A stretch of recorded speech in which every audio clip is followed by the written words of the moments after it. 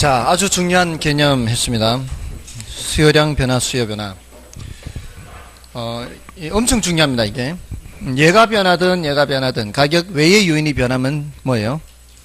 수요 변화. 가격이 변하면 수요량 변하죠. 자, 이게요, 우리 시험에, 예를 들어 56페이지 보십시오. 56페이지를 보시면, 자, 예제가 있죠. 뭐라고 되어 있나요? 아파트에 대한 수요의 변화 요인과 수요량의 변화 요인이 옳게 묶인 것은 했죠. 자, 그런데 수요량의 변화 요인은 오직 몇 개예요? 오직 한 개죠. 수요량의 변화 요인은 오직 한 개. 그러면은 그 지금 밑줄을 그어서 왼쪽은 수요의 변화 요인이고 오른쪽은 수요량의 변화 요인으로 되어 있는데 뭐를 먼저 보는 게 순서예요? 수요량의 변화 요인을 보는 게 먼저죠. 맞잖아요. 지금 아파트에 대한 수요 변화 요인과 수요량 변화잖아요. 그러면은 오직 하나, 무엇만?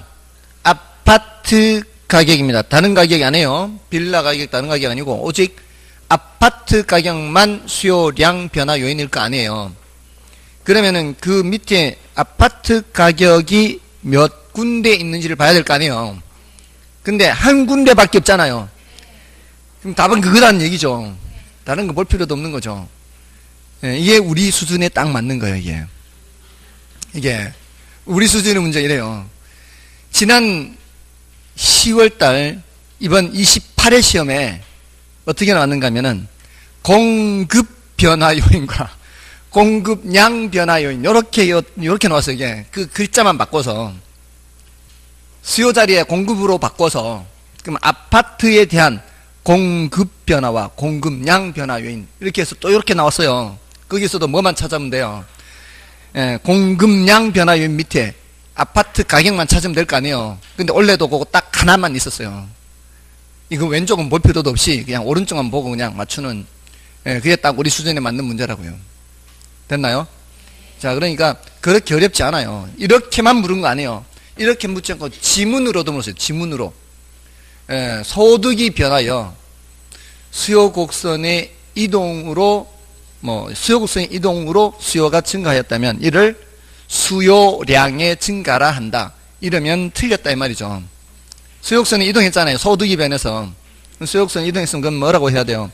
수요 변화라고 해야 되는데 수요량 변화라고 한다. 이렇게 해서 틀린 지문으로 만들어서 그게 정답이 되기도 하고요. 여러 번 물었다 이 말이에요. 여러 번. 됐죠? 자, 그 다음에 이제 공급인데, 자, 수요 다음에 공급. 이거는 이제 대칭적이기 때문에 이미 다 한 거나 다름없어요. 조금만 더 추가하면 돼요. 여기 이제 일정 기간 동안, 자, 요 자리 이제 공급을 집어넣으면 되는 거예요. 수요 자리에다가. 일정 기간 동안 구매하는 게 아니고 뭐예요? 판매하고자 하는 욕구 하면 되겠죠. 자, 여기도 유량, 재량 똑같이 아까 공급까지 다 이미 말씀드린 거예요. 기존 주택 재고량이 이게 중고주택 공급량 이렇게도 생각할 수 있어요. 기존 주택이 중고주택이죠. 이건 새로 지어놓은 거고요. 다음에 여기 유효 수요, 잠재 수요 자리에 유효 공급 생각하면 되겠죠. 공급자들도 시장에 들어올 때 뭘 들고 와야 돼요? 물건을 들고 와요. 물건을. 수요자는 돈 들고 와야 되지만 공급자는 물건 갖고 와야 되죠. 그러니까 그거는 이제 유효 공급 이렇게 돼. 유효 공급. 다 대칭적이에요. 이게 사전적 개념은 지웠잖아요. 사전적 개념, 사후적 개념도 마찬가지 사전적 개념이에요. 됐죠? 다음에 수요량 자리에 뭘 넣으면 돼요? 공급량 넣으면 돼요. 공급량. 그럼 여기는 수요 자리에 공급 넣으면 공급의 크기를 수량으로 나타낸 거고요. 다음에 이거는 수요 결정 요인이 아니고 공급 결정 요인 하면 되는 거죠. 자, 근데 여기서는 이제 요거를 지워요. 제가 지운다고요. 자, 이걸 지우는 이유는 이제 상황이 여기에 이제 다른 거예요. 가격은 공급량 결정 요인이 맞아요. 그러니까 가격은 양쪽 다 들어갑니다. 왜냐면은, 자, 이제 공급자들은 어떻게 받아들이셔야 되는가 하면, 여러분들이, 공부하는 대부분의 분들이 공급자가 돼 본 적이 별로 없어서, 공급자 입장에서 생각하는 게 조금 더 어려워요. 공급자들은 이윤을 극대화하기 위해 행동한다라고 생각해야 돼요. 아시겠죠? 공급자는 이윤 극대화가 가장 큰 목적이에요. 근데 그 이윤이라는 게 어떻게 계산이 되는가 하면, 내가 상품을 생산할 때 들어간 원가가 있을 거 아니에요. 그 원가와 판매가 차이, 이게 바로 뭐예요? 이윤이죠. 아닌가요? 그 판매가와 원가의 차이가 이윤인데, 그 이윤이 커지면 더 많이 공급할 것이고요. 돈 더 많이 벌라고 공급하는 건 더 늘어날 거예요. 근데 이윤이 작아지면 돈이 안 되니까 공급을 줄이죠. 그렇게 보시면 돼요. 근데 그 이윤이라는 게 두 가지 형태로 나타날 수 있어요. 가격이 올라가서 이윤이 커질 수 있지만, 원가가 내려가서 이윤이 커질 수가 있을 거 아니에요. 거기에 따라 행동한다 보시면 돼요. 그러니까 가격이 영향을 미칠 수 있죠. 가격이 올라가면 이윤이 커지니까 공급량을 늘릴 거 아닙니까? 다음에 원가가 내려간다는 것은 생산 기술 수준이 향상이 돼요. 생산 기술 수준이 향상이 되면은 똑같은 자재를 이용하더라도 더 많은 양을 생산하거나, 그죠? 사람을 덜 쓰고도 똑같이 생산하거나 기술이 발전하면, 또는 기술은 발전하지 않아도 인건비가 내려가거나, 이런 거를 생산 요소 가격이라 그래요. 원자재 가격이 내려가거나, 이것도 뭐예요? 생산 요소 가격이 내려가는 거예요. 이러면은 이윤이 커질 거 아니에요. 그러니까 이윤이 커지는 그 두 가지 경로를 생각을 하시란 말이에요. 가격이 올라가거나 원가가 내려가는 거예요. 자, 이거는 가격이 올라가는 거죠. 근데 생산 기술 수준이 향상이 되거나 생산 요소 가격이 내려가거나 이러면 이윤이 커질 거 아니에요? 등등등 여러 가지 있는데, 자, 이제 소득이 안 들어간다고, 소득이. 자, 그 사람의 소득이 이거하고 관련이 있어요? 그 상품의 판매 가격하고? 소득이 늘어난다고 해서 판매가가 늘어나요? 올라가요? 아니잖아요. 관계없잖아요, 소득은. 소득이 늘어난다고 해서 이게 인건비가 내려가나요? 자신의 소득 늘어난다고 해서? 관계없죠? 그 사람의 소득은, 공급자의 소득은 이 자신의 이 이윤의 크기에 영향을 미칠 수가 없어, 이제.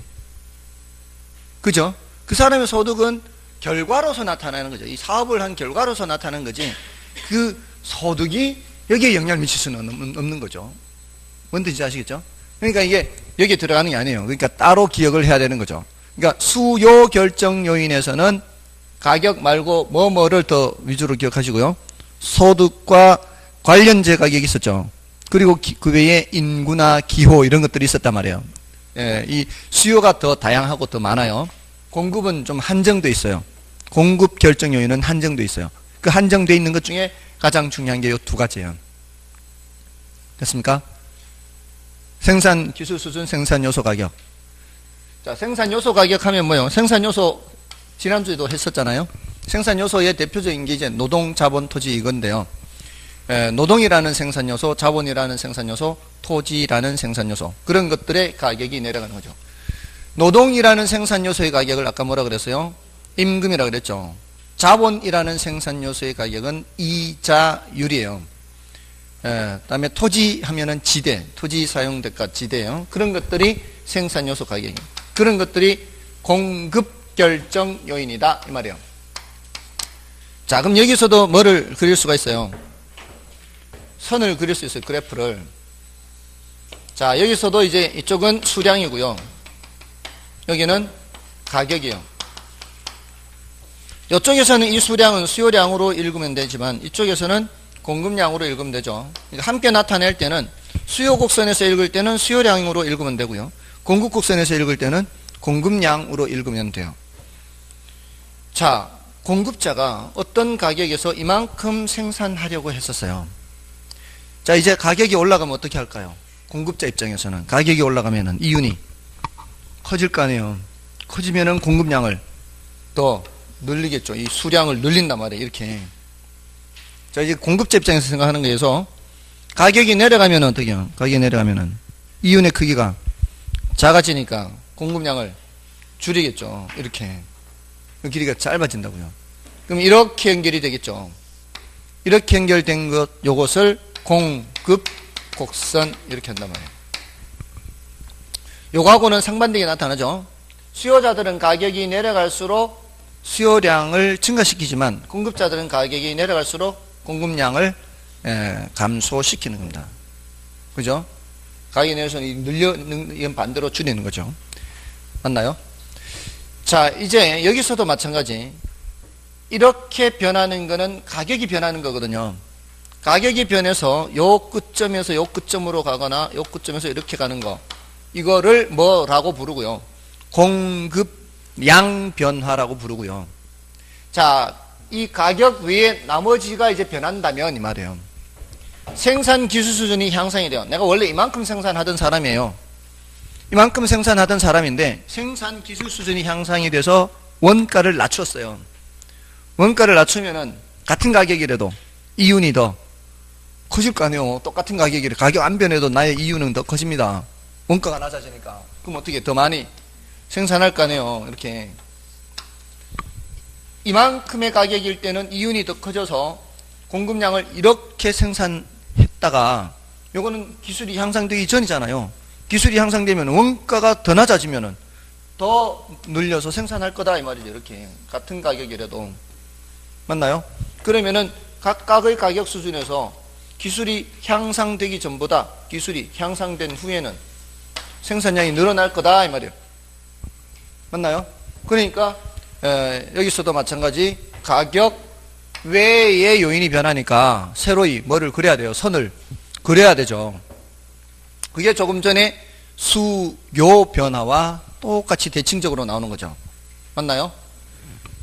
자, 여기서도 마찬가지 이제 정리하면 되죠. 그 재화의 가격이 변하는 것은 뭐라고 하고요? 공급량 변화라고 하고요. 공급량 변화. 그 재화의 가격 외의 요인이 변하면 공급 변화라고 하고요. 이것도 마찬가지 선의 변화, 선의 이동, 점의 변화, 점의 이동 이렇게 되겠죠. 그죠? 자, 근데 길이가 길어지면 뭐고요? 길이가 길어지면 증가고요. 길이가 짧아지면 감소예요. 길이가 여기서 이렇게 늘어나면 뭐고요? 증가. 길이가 짧아지면 감소. 길이가 길어지는 것은 오른쪽으로 변하는 거예요. 이렇게 가는 건 오른쪽입니다. 위이기도 하지만 오른쪽이기도 하잖아요. 좌우로 본다면은 오른쪽으로 얘기할 수 있다고요. 그래서 증가는 어느 쪽이에요? 오른쪽. 감소는 왼쪽. 여기도 그러면은 공급량 증가와 공급량 감소가 있을 수 있고 이쪽에도 공급 증가와 공급 감소가 있을 수 있죠. 맞나요? 자, 수요 곡선이든 공급 곡선이든 오른쪽에 그리면은 뭐고요? 증가, 수요 증가이거나 공급 증가이고 가격 외의 요인이고 맞나요? 왼쪽에 그리면 왼쪽에 선을 그리면 공급 감소든 수요 감소든 선을 왼쪽으로 그리는 것은 가격 외의 요인이 변하는 거예요. 됐죠? 자, 그러면은 점의 변화는 같은 선에서, 자, 여러분이 보셨을 때는 이게 공급 곡선이죠. 같은 선에서 이렇게 변하는 거는 공급량 변화인데 이렇게 길이가 늘어나는 건 뭐고요? 공급량 증가 이렇게 되는 공급량 감소 이렇게 되죠. 여러분이 보시면 이게 수요 곡선이죠. 자, 여기서 이렇게 가면은 길이가 점점 짧아지는 거죠. 그러면 수요량 감소 이렇게 가는 거는 수요량 증가 이렇게 되는 거죠. 됐나요? 자, 이게 이제 여기서죠. 여기서 수요량 감소, 수요량 증가. 이것도 수요량 감소입니다. 같은 선에서 이렇게 하는 거는 이렇게 하는 수요량 증가가 되는 거죠. 됐죠? 자, 다 됐어요. 개념은 다 됐어요. 일단 개념 구별은 다 됐는데 이제 그 다음에 문제가 뭔가 하면은 이거를 오른쪽에 그려야 될까요? 왼쪽에 그려야 될까요? 요거를 찾아내야 돼요. 그 앞 단계가 뭔가 하면은 수요와 관련되는 거냐 공급과 관련되는 거냐 요걸 구별해야 돼요. 일단 가격은 양쪽 다 들어가죠. 가격은 양쪽 다 들어가죠. 그러니까 가격이 변한다 그러면은 수요량 변화 요인이기도 하면서 공급량 변화 요인이기도 해요. 그거는 절대 선을 이동시키지는 않아요. 그리고 그죠? 선을 이동시키지는 않습니다. 자, 근데 우리 시험에 이렇게 나온단 말이에요. 다음 중 수요 곡선을 우측으로 이동시키는 요인은 이렇게 물어요. 수요 곡선을 우측으로 이동시키는 요인은 이렇게 물어요. 그러면 일단 가격이 나오면 안 되죠. 이동시키는 거예요. 선의 이동이니까 가격이 나오면 절대로 안 돼요. 그러면 일단 그 가격이 나온 거는 삭제. 그 다음에 생산 기술 수준, 생산 요소 가격 이런 말이 나오면 또 안 돼. 얘는 뭐를 이동시키는 거니까? 공급 곡선을 이동시키니까 지금 수요 곡선을 생각을 해야 되니까 선이자 선. 선이니까 일단 가격 나오면 안 되고 그 다음에 수요 곡선으로 와야 되니까 공급에 해당하는 건 제외해야 되고 맞잖아요. 그 다음에 우측으로 했잖아. 우측으로. 우측이면 이게 증가잖아요. 그러면 이제 여러 가지를 써놨을 거란 말이에요. 여러 가지 써놨으면 그게 수요 곡선이 우측으로 가는 건지 좌측으로 가는 건지 그걸 이제 구별을 해야 되는 거예요. 그게 마지막 단계예요. 그거 알면은 이제 시험 칠 수 있는 단계가 되는 거예요. 됐나요? 근데 그게 어렵다고요. 그게 마지막 단계예요. 지금 단계에서 다 못해요. 지금 단계에서는 아주 쉬운 것만 할 수 있어요. 어떤 거 쉬운 거? 인구가 증가하면 수요가 증가한다. 그렇게. 그거는 맞아요. 우측으로 이동시키는 거 맞아요. 소득이 증가하면 그거는 함정이 있어요. 조심해야 돼요. 자, 그거 이제 말씀을 드려야 돼요. 제가. 소득이 증가하면 항상 수요가 증가하는 것이 아니기 때문에 그래요. 소득이 증가할 때 어떤 재화의 경우에는 수요가 오히려 감소합니다. 그런 재화가 있어요. 그래서 거기에 함정이 있기 때문에 그 함정을 조심해야 돼요. 그래서 소득이란 단어가 나오면 괄호 속에 이 재화는 열등제임 이런 표현이 있는지를 봐야 돼요. 반드시. 자, 지금 제가 열등제란 말 썼죠. 자, 이 재화에는 정상제 열등제, 정상제를 다른 말로 우등제라고도 해요. 자, 그것 설명드릴 거예요. 자, 이런 재화를 구분을 하는데 정상제, 보통의 재화는 대부분 소득이 증가하면 수요가 증가합니다. 근데 어떤 경우에는 소득이 증가하는데 오히려 수요가 감소하는 재화도 있어요. 어떤 것들이 있어요? 지난 시간에는 제가 연탄 말씀드렸는데 연탄은 소득이 증가할수록 수요가 감소합니다. 그런 재화도 있어요. 그뿐만이 아니에요. 많아요. 저는 어릴 때 예전에 내복도 나이롱 내복을 입은 적이 있는데요. 세타 같은 거 이런 것도 나이롱 세타 입어보신 적 있나요? 밤에 불 끄고 옷을 벗을 때 불이 번쩍번쩍하죠. 정전기. 그리고 따갑죠. 막 이렇게 정전기가 이니까 따갑잖아요. 우리 정전기 일었을 때 이렇게 물체를 만지면 이렇게 스파크 일잖아요. 여러분도 사람들끼리도 스파크 일잖아요. 이렇게. 그렇게 정전기가 엄청 나거든요. 근데 요즘 그건 안 입잖아요. 나이롱은 안 입잖아요. 그런 것들은 소득이 증가하면서 오히려 수요가 감소해요. 자, 그럼 우리 부동산 쪽으로 와볼까요? 부동산 쪽에. 잘 못 살 때는 달동네 살다가 좀 벌면은 이제 달동네를 벗어나겠죠. 그럼 뭔 소리예요? 달동네에 있는 주택들은 열등제에 해당한다 이 말이죠. 소득이 증가하면 거기에 대한 수요를 줄이니까. 맞나요? 자, 그러면은 소득이라는 말이 나올 때 늘 조심해야 돼요. 소득이라는 말이 나올 때는 함정이 없나 이렇게 눈에 불을 켜고 봐야 돼요. 항상 증가하는 게 아니니까. 그죠? 인구 증가는 맞아요. 인구 증가는 수요 증가 맞습니다. 항상. 그 다음에 좋아하는 정도가 늘어나면 그것도 증가 맞죠. 근데 소득이 증가할 때는 함정이 있는지 없는지를 봐야 돼요. 그런 게 없으면 수요 증가 맞아요. 그런 게 없으면 수요 증가. 아무런 언급이 없으면 수요 증가 맞아요. 근데 그런 함정이 있으면 조심해야 돼. 자, 그런 것 때문에 소득은 조금 신경 써야 돼. 소득은. 자, 여기 소득. 여기 관련제 가격 했죠. 자, 요게 제일 어려워요. 요거는 살짝만 발만 담갔다 뺄 거예요. 지금 몰라도 되니까 미리부터 말씀을 드립니다. 자, 우리는 지금 아파트 수요량을 보고 있다고 쳐보세요. 아파트 수요량. 아파트 수요량에 아파트 가격이 당연히 영향을 미칠 거 아니에요. 그죠? 아파트 가격이 내려가면은 아파트 수요량은 증가하고 뭐 이런 식으로. 됐나요? 더 싸게 되면은 말이야. 아파트 가격이 더 싸게 되면은 수요량이 늘어나요. 근데 빌라를 살까 아파트를 살까 이렇게 저울질을 하고 있었어요. 자, 그 상황에서 빌라 가격이 올라가요. 빌라 가격이 대체재라 그래요. 예, 관련재 중에서 대체재라 그래요. 빌라 가격이 올라가면 사람들이 빌라를 안 사고 아파트 수요를 증가시키죠. 제 팔의 방향을 잘 봐야 돼요.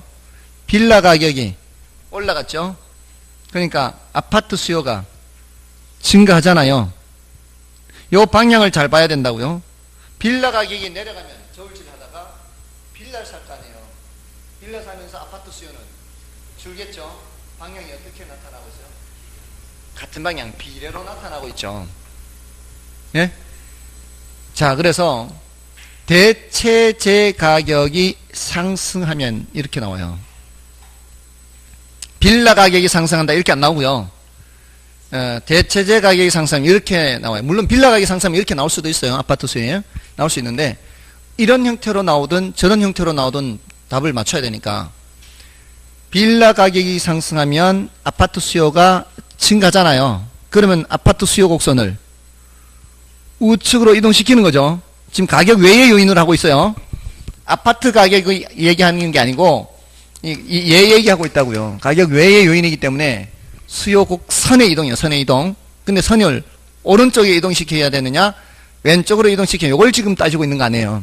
근데 빌라 가격이 올라가니까 아파트 수요가 증가했죠. 그럼 어느 쪽에 그래야 돼요? 증가니까 오른쪽에 그래야 돼요. 이게 우측 이동이란 말이에요. 됐나요?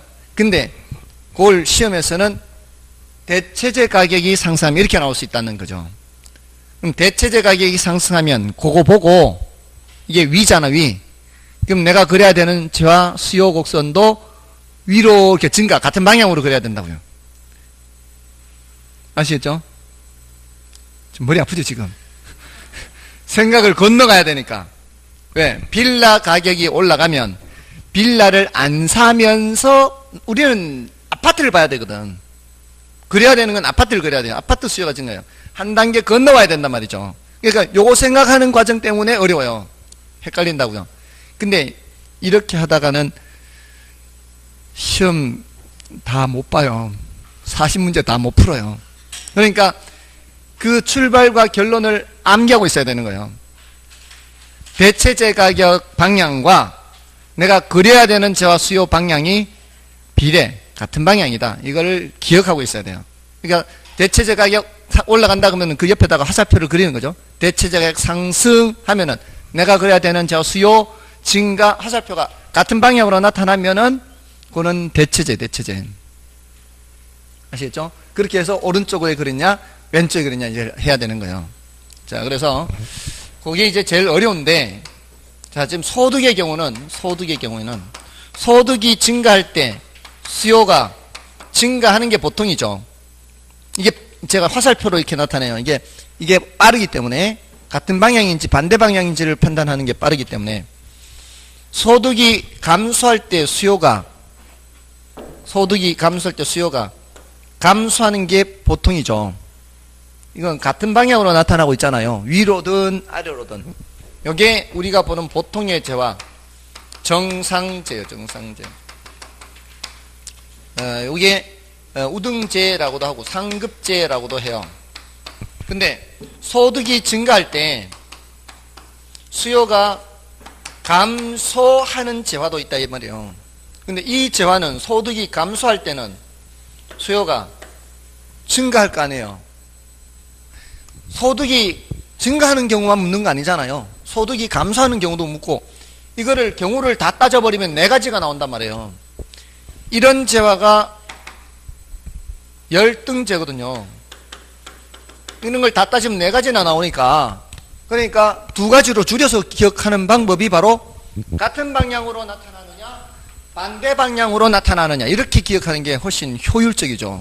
두 가지로 줄이니까. 같은 방향에서 조심해야 되는 건 이것도 같은 방향이지만 이렇게도 같은 방향이죠. 맞나요? 이렇게도 같은 방향. 같은 방향이면 무슨 재화?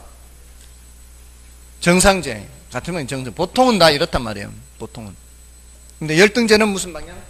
반대 방향. 소득이 증가하면 수요가 감소하고 소득이 감소하면 수요가 증가하는 거죠.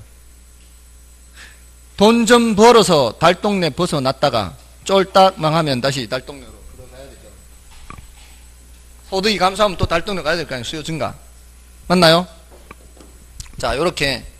자, 근데 요거는 어렵지 않단 말이에요. 근데 제일 어려운 게 뭐라고요? 관련제 가격 할 때 이 관련제. 이 관련제에는 두 가지가 있다고. 하나는 대체제가 있고 하나는 보완제가 있어요. 그러니까 대체제 가격, 보완제 가격 이렇게 하는데 우리가 헷갈릴 수 있는 것을 공부를 할 때는 하나만 하는 게 요령이에요. 이거 둘 다 하면은 안 그래도 머리 아픈데 골치 아프죠. 그래서 대체제 가격이 올라가면 이 말이에요. 대체제 가격이 올라가면, 그러니까 빌라 가격이 올라가면 우리는 뭔 수요를 살펴보고 있어요? 아파트 수요를 살펴보고 있단 말이에요. 자, 이게 대체제가 뭐라고요? 빌라. 우리는 뭘 보고 있고? 아파트. 자, 그 대상재화 수요예요. 대상재화 수요가 아파트예요. 얘가 어떻게 된다고요? 올라간다고요. 이거를 기억해야 되는 거예요. 그래서 나중에 말씀드릴게요. 대가비 할 거예요. 대가비. 대체제 가격이란 말이 나오면 비례다 이렇게. 대체제 가격 그렇게 외워야 빠르다고요. 자, 근데 그 내용을 자세히 하자면 어떻게 된다고요? 빌라 가격이 올라가면 빌라를 사지 않고 아파트 산다 이 말이에요. 근데 우리는 뭐를 그려야 돼요? 요거의 수요 곡선을 그려야 되거든요. 요거의 수요 곡선을 오른쪽으로 그려야 된다 이 말이에요. 그래서 아파트 수요 곡선을 우측으로 이동시키는 요인 했을 때 빌라 가격 상승이 들어가는 거죠. 됐나요? 자, 그러면 아까 다음 중 아파트 수요 곡선을 우측으로 이동시키는 요인은 할 때 인구 증가, 그죠?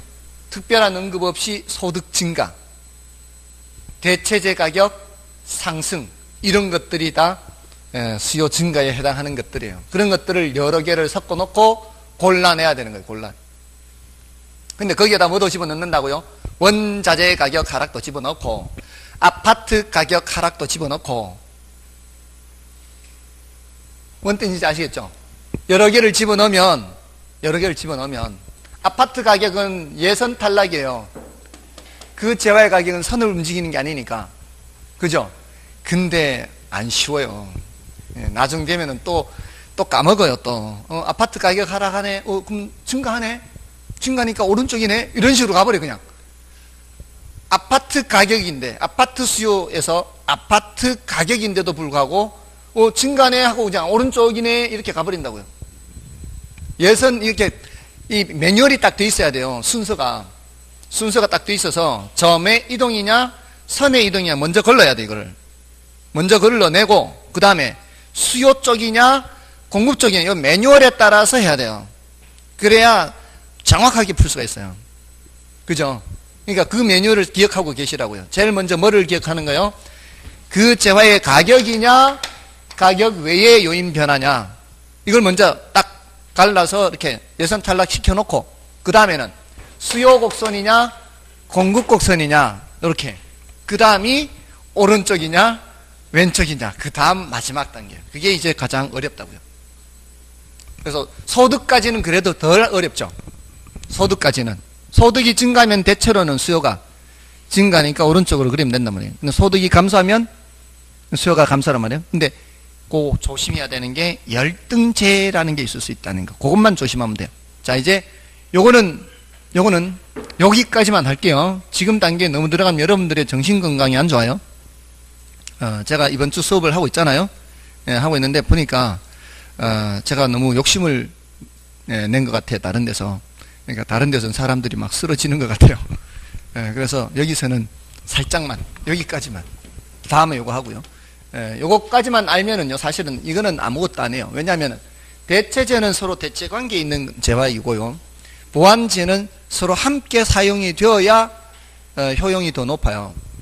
이거는 귤과 사과 이런 것들, 커피와 녹차 이런 것들, 이게 대체관계 있는 거예요. 근데 이거는 커피와 설탕 또는 프린터기와 잉크 이런 것들 함께 있어야 더 좋은 거예요. 함께 있어야. 그러니까 효과가 상반될 거라는 예상은 할 수 있죠. 이 대체제 가격 변화의 효과와 보완제 가격 변화의 효과는 서로 상반되게 나타날 것이다. 이거와 유사한 것처럼 정상제와 열등제 서로 상반되게 나타나는 것처럼, 그러니까 어느 하나만 확실하게 알면 나머지는 자동으로 해결이 되니까 나중에 가도 된다 이 말이에요. 나중에도. 됐죠? 자, 그럼 이제 저기까지 다 끝났어요. 공급량 변화, 공급 변화까지 모두 끝났고, 수요 변화를 더 자세히 말씀드렸죠. 수요 변화를 더 자세히 말씀드렸어요. 이게 그만큼 더 중요하기 때문에. 자, 이제 교재에서 좀 체크를 해드리고 그 다음을 보겠습니다. 자, 교재에서 보실 때는 아까 앞에서 그 개념은 이제 했고요. 그 50쪽에 수요량과 수요 곡선 있죠. 자, 거기서 수요량, 아까 수익 수량으로 표시한 것 뭐 됐고요. 뒤에 문제 이제 일단 여러분이 보시고, 그 다음에 수요 결정 요인에서 여러 가지가 있죠. 기억, 니은, 디귿, 리을, 미음, 비읍 여러 가지가 있지만 일단 기억이 제일 중요하죠. 당해, 재화의 가격, 이게 뭐고요? 수요량 변화 요인이고, 니은, 디귿, 리을, 미음, 비읍 전부 다 나머지는 수요 변화 요인인데, 니은의 소득의 경우에는 그 옆에다가 써놓으면은 더 빠를 수 있죠. 정상제만 있는 것이 아니라 열등제도 있다. 그러니까 소득 옆에다가 정상제, 열등제 이렇게 써놓으세요. 정상제, 열등제를 써놓으면 늘 소득이란 단어 보면서 뭘 생각해야 돼요? 정상제, 열등제를 늘 생각을 해야 돼요. 자, 그건 이제 그렇게만 하고 읽어보시면 되고요. 그 다음에 오른쪽에 가시면 관련제 가격이 있죠. 관련제 가격 옆에다가는 뭘 써놓으면 돼요? 대체제 가격, 보완제 가격 이렇게 써놓으면 되겠죠. 대체제 가격, 보완제 가격.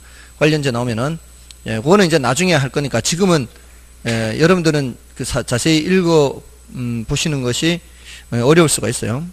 지금 그런 정도로 하고요. 그 다음에 리을 쉽고요. 비읍의 기호 등. 자, 이거 여러분이 살펴보시는데 나중에 미음은 따로 말씀을 드릴 거예요. 그러니까 디귿과 미음은 난이도가 높아요. 디귿과 미음은 일단 그렇게 해서 넘어가시고요. 자, 넘어가셔서 수요 곡선 해서 나오죠. 자, 수요 곡선에서 그 위에 문단은 여러분이 보시고, 수요 곡선의 개념에서 뭐라고 돼 있죠? 수요 곡선이란 다른 수요 결정 요인은 일정하다는 전제하에, 다른 수요 결정 요인은 일정하다는 전제하에 뭐하고 뭐 관계?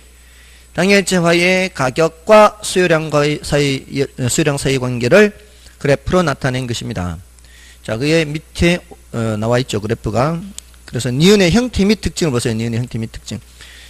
그게 수요 곡선 일반적으로 우하향하는 형태를 갖죠. 그러나 예외적으로 수평선 또는 수직선으로 나타나거나 우상향의 형태를 띠기도 합니다. 그건 예외적인 것 뿐이고요. 일반적으로는 우하향 형태입니다. 그 다음에 가격이 상승하는 경우 수요량이 감소하고 가격이 하락하는 경우 수요량이 증가하므로, 화살표가 서로 어떻게 되어 있어요? 화살표가 서로 반대로 되어 있죠. 자, 이렇게 되어 있는 거를 감소함수라 그래요. 수학적으로. 다른 말로 뭐라고 표현할 수도 있는가 하면은 반비례 할 수도 있어요. 반비례. 감소함수를 이제 반비례 이렇게 표현할 수 있어요. 다음에 밑에 디귿은 나중에 말씀을 드릴 거니까 일단 패스하시고요. 오른쪽에 수요 법칙. 수요 법칙은 의만 보세요. 의만. 수요 법칙이란 어떤 재화의 가격이 하락하면 그 수요량은 증가하고 가격이 상승하면 수요량이 감소한다는 것으로서 가격과 수요량의 반비례 관계를 말한다. 방금 반비례가 무슨 함수? 감소함수라고 그랬죠. 자, 그럼 그 수요 법칙이라는 단어와 가격과 수요량은 서로 감소함수 관계에 있다라는 거와 그래프가 우하향한다는 그 형태와 전부 다 같은 뜻입니다. 그래프가 우하향한다 이 뜻이나 수요 법칙이 성립한다 라는 뜻이나 반비례 또는 감소함수 이 뜻이 전부 다 같은 뜻이라고요. 그죠? 표현만 다를 뿐 같은 뜻입니다. 그 다음에 니은의 수요 법칙이 성립하는 이유 있죠. 요거 난이도 높습니다. 일단은 패스예요. 그 다음에 밑에 괄호 3번으로 내려가고요. 수요량 변화, 수요 변화. 방금 다 말씀을 드렸어요. 여러분들이 확인만 하시면 돼요. 넘어가시면은 그 그래프로 그려져 있죠. 수요량 변화와 수요 변화를 그래프로 그려놨습니다. 그래프 왼쪽이 수요량 변화, 오른쪽이 수요 변화로 되어 있는 거고요. 그 중에 이제 왼쪽 수요량 증가고 오른쪽 수요 증가죠. 자, 그 중에서 소득 변화에 대해서는 조금 전에 다 말씀드렸죠. 소득 변화에서 우등제, 열등제 있죠. A, B 나눠져 있죠. 우등제의 경우에는 소득 변화 방향과 수요 변화 방향이 같은 방향이죠. 근데 열등제는 어때요? 소득 변화 방향과 수요 변화 방향이 반대로 돼 있다 이 말이에요. 그거 조심하시고요. 그 다음에 오른쪽 페이지에 관련제 가격 변화 있죠. 대체제 가격 변화, 보완제 가격 변화 있죠. 자, 이거는 난이도가 어떻다고요? 높다고요. 근데 이거 기억하시면은 뭐 그렇다고 해서 기억하지 말란 뜻이 아니에요. 아니 기억나는데 굳이 그걸 기억 안 할 필요는 없잖아요. 대체제 가격 변화와 내가 그려야 되는 재화 수요 변화 방향은 같은 방향이다. 이거 기억하고 있으면 아주 좋아요. 굉장히 좋습니다. 보완제는 반대로 나타나고요. 일단 그렇게 하고만 하고 지나가 있습니다. 56쪽에 가시면 수요자의 예상 이자율 변화, 자 이런 것들 모두 다 난이도 좀 높다 그랬죠. 아까 말씀드렸어요. 난이도 높은 거니까 일단은 패스. 다음에 57쪽에 부동산 수익 특징 해서 요거는 이제 여러분들이 읽어봐 주십시오. 읽어봐 주시고 괄호 5번은 별로 중요하지 않습니다. 중요하지 않으니까 패스하고 지나가시고요. 넘어가시면은 본원 수요, 파생 수요라는 단어 있어요. 그것만 일단 체크해 놓으세요. 나중에 설명드리겠습니다. 7번도 체크해 놓으시고요. 6번, 7번만 알고 계시면 돼요. 다른 거는 앞에서 다 설명이 됐으니까. 다음에 이제 공급. 자, 요거는 다 대칭적으로 했죠. 그래서 공급의 개념, 공급량과 공급 곡선. 자, 요거 다 대칭적으로 있으니까 여러분들이 확인만 하시면 돼요. 쭉 넘어가셔도 돼요. 넘어가셔도 되고요. 61쪽에 개별 공급 곡선과 시장 공급 곡선 디귿 있죠. 디귿 요것도 나중에 그 개별 수요 곡선, 개별 공급 곡선 설명, 시장 공급 곡, 개별 수요 곡선, 시장 수요 곡선 말씀드릴 때 함께 말씀을 드릴 거니까 요거 일단 보류. 그다음에 4번 공급 법칙이 나오죠. 그 밑에 동그라미 4번에 그 바로 밑에 그 61쪽의 중간에 있죠. 61쪽 중간에 공급 법칙. 요거는 뭐와 대칭적으로 수요 법칙과 대칭적으로 보시면 되죠. 다 된 거예요. 다음에 공급량 변화, 공급 변화 이것도 다 했잖아 지금. 설명 다 됐어요. 공급량 변화는 뭐가 변하는 거고 그 재화의 가격이 변하는 거고 넘어가시면 공급 변화 있죠. 공급 변화는 뭐가 변하는 거고 그 재화의 가격 외의 요인이 변하는 거죠. 됐나요? 자, 이거 뭐 오른쪽으로 가느냐 왼쪽으로 가느냐. 이거 공급은 별로 어렵지 않죠. 공급은 생산 요소 가격이 하락하면은 어느 쪽으로 이동? 오른쪽으로 이동이 증가니까. 생산 요소 가격이 상승하면 그럼 왼쪽으로 이동. 이건 뭐 예외가 없어요. 다 똑같아요. 또 생산 기술 수준이 향상되면 오른쪽으로 증가니까. 생산 기술 수준이 하락하면은 왼쪽으로. 그건 뭐 예외가 없으니까 너무 쉬워요. 다만 디귿은 나중에 말씀드릴 거예요. 그러니까 62쪽에 디귿 있죠. 62쪽에 디귿은 아까 수요자의 경우에도 상승 예상, 하락 예상. 예상은 좀 난이도가 높아요. 그래서 그건 나중에. 자, 다음에 이제 밑에 괄호 4번에 부동산 공급곡선 있죠. 자, 이 부동산 공급곡선은 좀 설명이 필요해요. 그래서 이거는 좀 쉬겠습니다. 쉬고 하겠습니다.